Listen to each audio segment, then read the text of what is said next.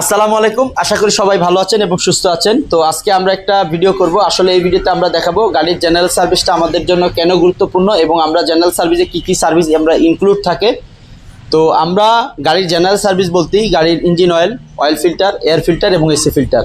কিন্তু অনেক সময় দেখা যায় আমাদের এখানে আমরা জেনারেল সার্ভিস করতে এসে অনেকে জাস্ট মোবিল চেঞ্জ করি, মোবিল ফিল্টার চেঞ্জ করি, বাট এয়ার ফিল্টার এবং এসি ফিল্টার চেঞ্জ করি না বা এগুলোকে হাওয়া দেই। আমরা এই কাজটা করব না। অনেক সময় দেখা যায় আমরা যদি এয়ার ফিল্টার এবং এসি ফিল্টারকে হাওয়া দেই তাহলে এটির ভিতরে যে গ্যাপ থাকে সেই গ্যাপগুলা বা এগুলোর ভিতরে ফাঁকাটা বেড়ে যায়। এতে দেখা যায় যে আমাদের অতিরিক্ত বাতাস যায়, যার কারণে দেখা যায় আমাদের ফুয়েল কনজাম্পশন খরচ বেড়ে যায়, গাড়ি থেকে মিসফায়ার হয়, গাড়িতে যে পারফরমেন্স সেটা হয় না, গাড়ি স্মুথ চলে না। এজন্য আমরা কখনো এটাকে হাওয়া মারবো না। আর আমরা সবসময় চেষ্টা করব জেনুইন পার্টস ইউজ করার জন্য। সো আমরা জেনুইন পার্টস ব্যবহার করে গাড়ি যেরকম একদিকে স্মুথ হবে, পারফরমেন্স বৃদ্ধি পাবে, অপরদিকে গাড়িকে আমরা রান করে অনেক মজা পাবো। সো এটা হচ্ছে গাড়ির মেইন এয়ার ফিল্টার। এজন্য আমরা যখনই এয়ার ফিল্টার চেঞ্জ করব, এয়ার ফিল্টারের এয়ার ক্লিনার বক্সকে আমরা হাওয়া দিয়ে ক্লিন করে নিব। পাশাপাশি এটা হচ্ছে এসি ফিল্টার।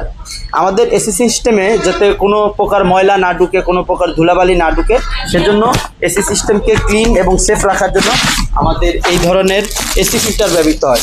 সো এসি ফিল্টারটা আমরা সবসময় চেষ্টা করব ভালো এবং জেনুইন ইউজ করার জন্য। বাজারে বিভিন্ন কোয়ালিটির এসি ফিল্টার পাওয়া যায়, আমরা অলওয়েজ চেষ্টা করব জেনুইন পার্টস ইউজ করার জন্য। এতে দেখা যাবে আমাদের এসির কুলিং পারফরমেন্স ঠিক থাকবে। আরেকটা হিডেন ইনফরমেশন হচ্ছে, অনেক সময় এসি ফিল্টার জ্যাম থাকলে আমাদের দেখা যায় এসি ঠান্ডা কম হয়, এসির পারফরমেন্স ঠিকঠাক আসে না। তাই আমরা এই বিষয়টা ইনশিওর হব। এটা হচ্ছে ইঞ্জিন অয়েল বা Mobil. So Mobil is the one kinds of brand আর engine oil is the one kinds of name. So engine oil বা মোবিল বা লুব্রিকেটিং অয়েল বা লুব অয়েল আমরা সবসময় চেষ্টা করব যেগুলো তেলে এবং গ্যাসে গাড়ি সেগুলোতে 20W50 ইউজ করার জন্য, যেগুলো শুধু তেলের গাড়ি সেগুলো 5W30, যেগুলো শুধু হাইব্রিড গাড়ি সেগুলো হচ্ছে 0W20 ইউজ করা। বাট অনেক সময় ম্যানুয়াল বা রিকমেন্ডেডে এক এক গাড়ির জন্য এক এক ধরনের মোবিল রিকমেন্ডেড করা থাকে।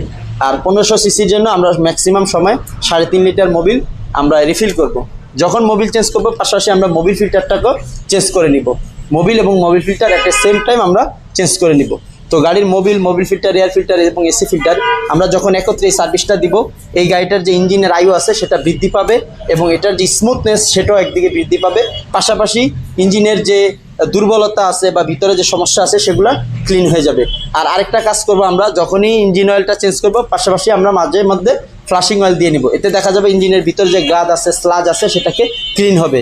সো এই ধরনের ভালো ভালো ইনফরমেশন জানার জন্য আমাদের পেজটিকে ফলো করে দিন।